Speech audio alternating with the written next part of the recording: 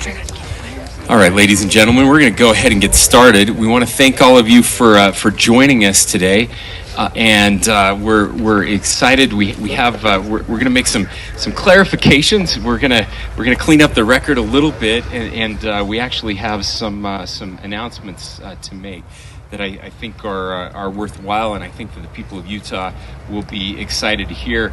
I want to thank Susan and Jeremy and their family so much for hosting us here on their farm. This feels like home to me, so it's great to be here. We're proud of you. Most farms in Utah are a lot like this. They are small family farms run by hardworking people who care deeply about our country, who feed our country and strengthen their communities, and that's exactly what we're protecting. I want to thank all of the people who are standing behind me here. We have Mayor Mendenhall from Spanish Fork. We have too many legislators to name, but they're all here. You're going to get to hear from a couple of them. Bo Mason, the new commissioner of the Department of Public Safety, is here with us as well, and Spencer Gibbons, who you will hear from shortly.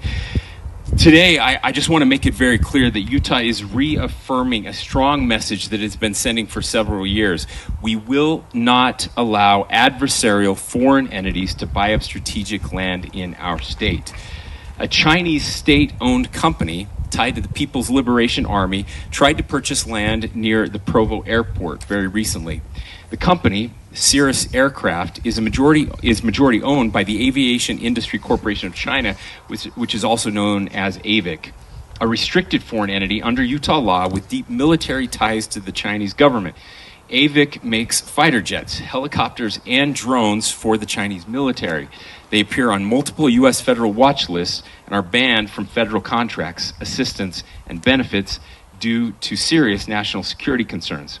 Their proposed investment in Utah was millions of dollars and hundreds of jobs, and I don't care. We are not for sale. Thanks to the good work of our legislature, and you're going to be hearing from some of them again in a second. I want to give a shout out especially to Representative Perucci, who has been a true leader, not just here, but across the nation when it comes to this type of legislation. Under Utah law, AVIC and its affiliates are prohibited from buying land in our state.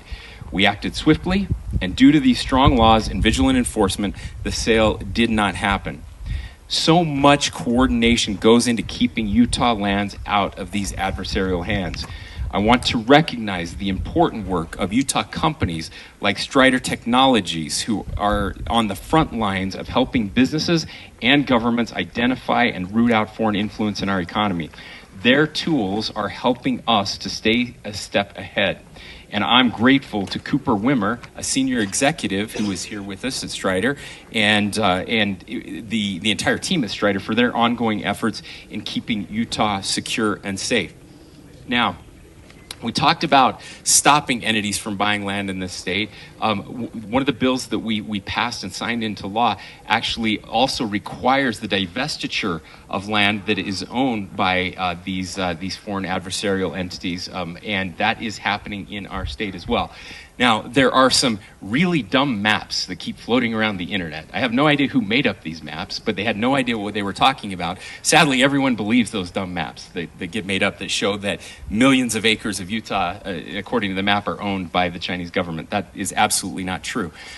We do not have there are no great counts. There are lots of different efforts, including here in Utah, to try to categorize and figure out who owns all of the land in Utah to make sure that we don't have those adversarial entities. But most estimates in Utah are about 35 to 37,000 acres of land that were owned, I will say. Over the past few months, 35,000 acres of that has been divested and is no longer owned by the Chinese government. So now we're talking about a very, very, very small percentage. We continue to investigate, and we will continue to make sure that we are enforcing the law. I want to thank Utahns who have helped to make that happen. Steve Styler and Matt Garf helped to buy back some of that land from Chinese entities to make sure that is not, it is no longer under the control of the Chinese government, and so it's really exciting. If someone wants to update their maps and just take all of the colors off, because now it's very, very, very little. This work has not gone unnoticed, by the way. After Representative Perucci passed the first piece of legislation a couple years ago, and I believe Representative, the first one that we worked on together was to get the Chinese government out of our universities, and we're proud of that. I know you'll talk more about that. It was quickly recognized as a national best practice by senior leaders in the Department of Defense. Since then, enhancements to the law have garnered praise from multiple four-star generals and assistant secretaries of defense. The Association of Defense Communities invited Utah to present the legislation at their annual installations conference, and we've shared this policy with governors and legislators across the country. As far as we know, Utah was the first state to pass and implement this kind of foreign ownership ban, and we continue to lead in enforcing it. From a national security standpoint, this effort is crucial. Some of the most important military missions and testing activities in the Department of Defense are conducted right here in Utah. And some of those missions can only happen here. Protecting our defense infrastructure and our agriculture is not just about military readiness, it's also about economic strength.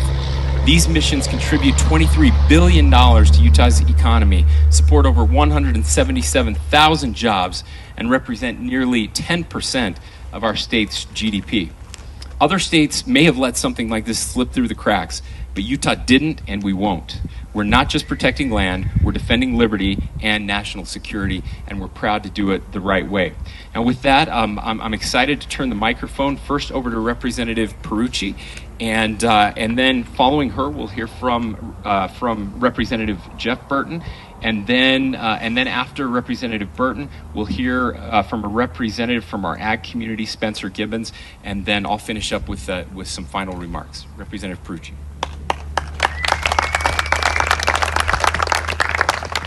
Thank you, Governor, and I'm grateful to be joined here today by some amazing champions and co-sponsors on this issue.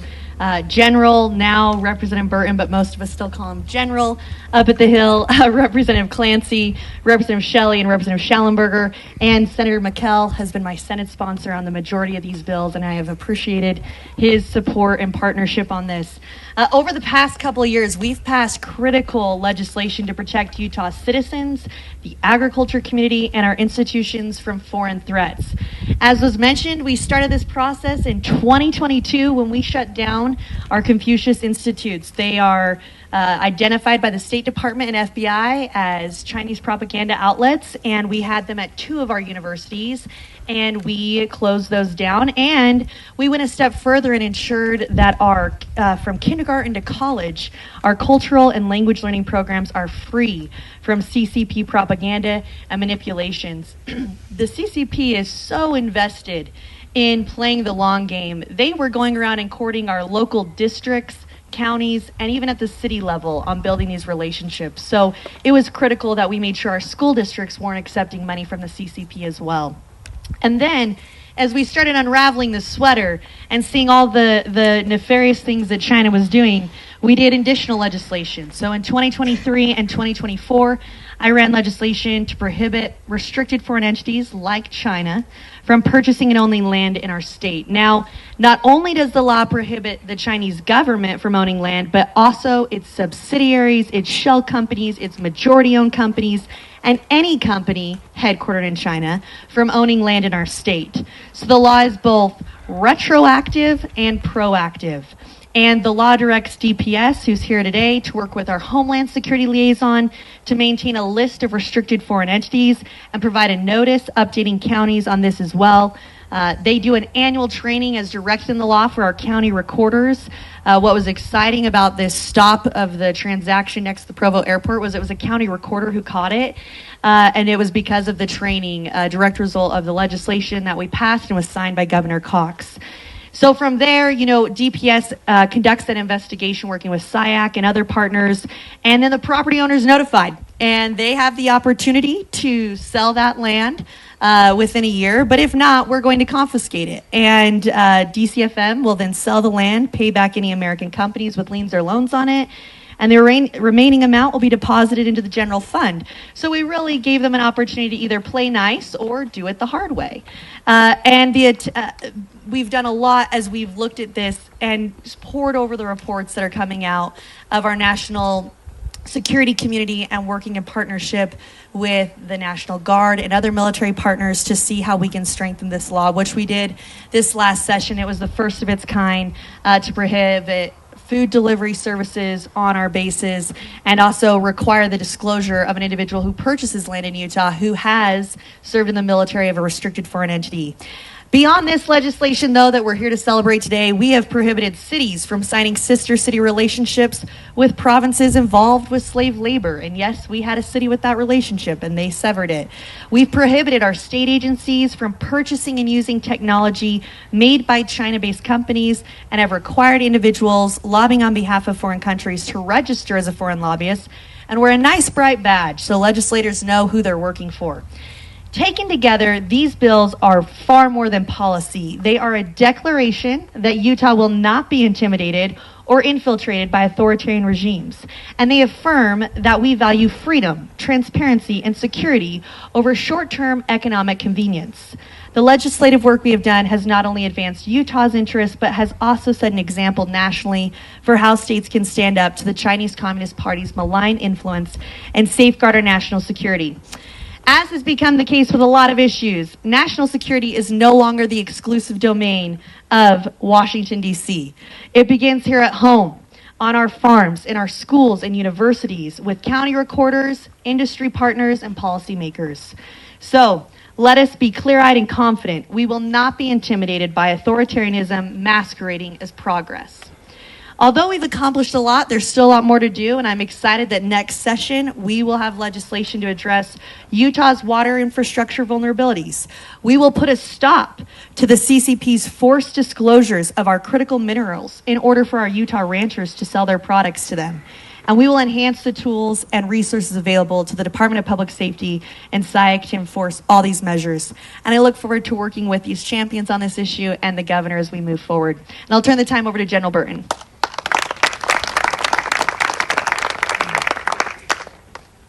Good afternoon. It's great to be out here and smell a farm. I love it. And it's actually in my district. Hey, I want to just say thank you to the great people in Utah who collaborate together. I've worked with most states in the union, and I can tell you that nobody collaborates better than Utah. Now, you all know that the largest part of our federal budget, discretionary at least, is defense spending. And what we can't afford is to have unwelcome neighbors that thieve research and development, and that eavesdrop on military facilities, and that collect data and intelligence that would hurt our military.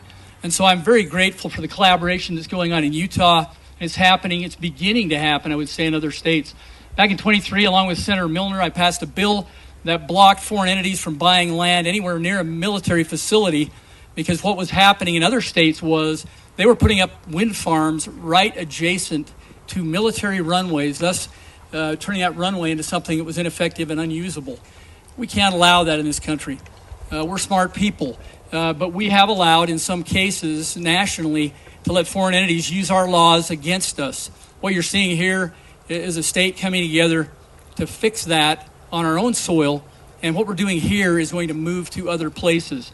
As the governor mentioned, defense is very important to the state of Utah. From a business perspective, it's huge the amount of money that defense brings into Utah. We cannot allow foreign entities to have access to collect signals intelligence and human intelligence because they're a papered neighbor of a specific facility. And so that is being fixed. There's very little of it in Utah, but it's being done away with here. We're grateful for the work here, and we're grateful for the awareness nationally. And so I want to thank Representative Perucci. She is a champion on this issue, and it's an honor for me to be able to work with her and all these great people on the Hill. To stay awake is to stay alive. We have to pay attention to what's going on around us, and we have to talk to each other. So thanks for the collaboration.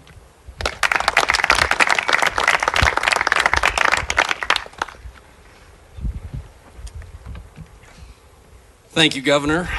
We appreciate the opportunity to stand with you. Thank you, Representative Perucci and Representative Burton. We really do appreciate the work that you do here. I'm Spencer Gibbons. I am the CEO of the Utah Farm Bureau. And quite simply, for us, food security is national security.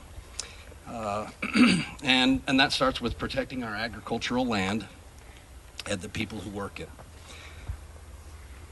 While foreign ownership of U.S. agricultural land is still relatively low, only about 3% overall, we know the concern isn't just about how much of the land is owned, but who owns it and where. Some of these land purchases have happened near military bases or critical infrastructure, and we cannot afford to ignore those potential risks. At the same time, we also value private property rights. Utah's farmers should have the freedom to sell, lease, or invest in their land based on their individual needs. But that freedom should not come at the cost of transparency or national security. Right now, the federal government data on foreign ownership is incomplete. We need better reporting and enforcement tools to truly understand what's happening on the ground. That's why we support some bipartisan efforts congressionally that hopefully will lead to some transparency. One of those efforts is to add the Secretary of Agriculture to a committee that can review these types of things on a national level. We also are encouraged by the recent steps taken by the USDA to strengthen agricultural security and supply chain resilience. Adding the Agricultural Secretary to this committee that oversees foreign investment is a smart one. The bottom line is this: Utah agricultural, the ag sector welcomes investment, but it must be done responsibly and transparently. We certainly appreciate the leadership from our Governor Cox on this issue, and we stand with him in protecting our land and our future here in Utah. Thank you. Thank you, Spencer. Thank you, representatives, for your words. Again, thank you to our legislators, our mayors who are here, and everyone else. I know it's a warm day. Just a couple words to close here. We've certainly, during this press conference, been focused on protecting land and liberty here, of course, but let's not forget what's happening abroad, especially in China. In recent months, the Chinese government authorities have shut down multiple congregations of the Church of Jesus Christ of Latter-day Saints, including both the expatriate and local Chinese branches in Beijing. These weren't radical or political gatherings. They were peaceful, quiet places of worship, attended by Utahns, American diplomats, and local Chinese believers who followed the law and stayed out of the spotlight. It's clear what China is attempting to do here. They're using the right to worship as leverage. This is personal for us. Utah's own story is rooted in the right to worship. Religious liberty is not a bargaining chip, not for land deals, not for trade, and not for diplomacy. Utah will always stand for the right to worship freely, and we reject any attempt, foreign or domestic, to silence that right through coercion or pressure. Chinese authorities didn't even accuse the church of wrongdoing, only that it had not been registered with the state. But we all know what that really means. You cannot worship unless it's on the government's terms. These shutdowns reflect a growing pattern, not just against Latter-day Saints, but against many faiths and nonprofits with any ties to the West. This is what authoritarianism looks like: pressure abroad, coercion at home, and total disregard for faith and belief. And it's why Utahns must remain vigilant. Whether it's farmland near an airport or quiet congregations abroad, we will continue to stand for liberty, for property rights, for religious freedom, and for the values that make this state and this country great. Now, there's one more point I want to make, and it's just as important as defending land or protecting religious freedom. One of the greatest threats to our national security may not come from missiles or malware, but from division. And places like China and Russia understand this very, very well. Authoritarian regimes like China are watching us closely. They're trying to influence the things that divide us the most. They don't just want to outcompete us, they want to divide us. They want our elections to collapse under the weight of distrust, discord, and even violence. They know that if they can turn Americans against each other, they don't need to lift a finger to win. We can't let that happen. Every time we demonize our neighbors over politics, we're doing their work for them. Every time we spread misinformation or cheer for chaos, we make ourselves weaker, not stronger. The good news is we still have the power to choose unity over outrage, to debate fiercely but respect each other deeply. That's not weakness, it's strength. So yes, we will keep standing up to foreign influence, but let's also protect what makes us a great nation. One nation, united under God, that still believes in democracy, in decency, and each other. And I want to say to our friends from China, the Chinese government is not the Chinese people. In fact, many of the Chinese people hate the government that they have right now, the authoritarianism that they're facing. We want China to know that when you start acting like reasonable people, we are here to partner with you. We have nothing against the Chinese people. They're good people. Many of them are Americans who live here, who are our neighbors. They are not the problem. It is the Chinese government, and we want to make that clear. So hopefully, I pray that one day the Chinese government will change course, or that the people will rise up and change course for their government, so that they